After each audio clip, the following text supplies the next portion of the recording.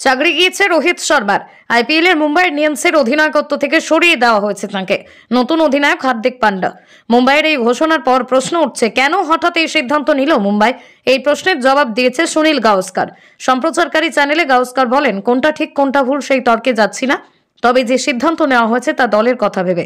গত 2 বছরে ব্যাট হাতে রোহিতের ফর্ম খারাপ হয়েছিল, রান পাচ্ছিল না, তার ফলে ওর নেতৃত্বও পড়েছিল। আসলে গত কয়েক বছরে দেশের হয়ে অতিরিক্ত ক্রিকেট খেলার ফলে রোহিত ক্লান্ত হয়ে পড়েছিল, তার প্রভাব আইপিএলে পড়ছিল।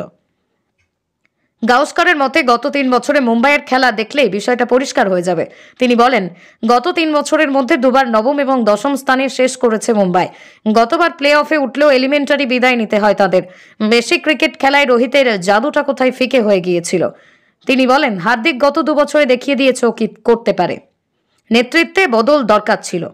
শেষবার 2020 সালে আইপিএল জিতেছিল মুম্বাই ইন্ডিয়ান্স। কয়েকদিন আগেই তা স্পষ্ট করে দেয় 5 বারের চ্যাম্পিয়নরা যে নাটকীয়ভাবে হার্দিককে গুজরাট থেকে কিনেছে মুম্বাই। রোহিতের জায়গায় হার্দিককে অধিনায়ক ঘোষণা করে তারা।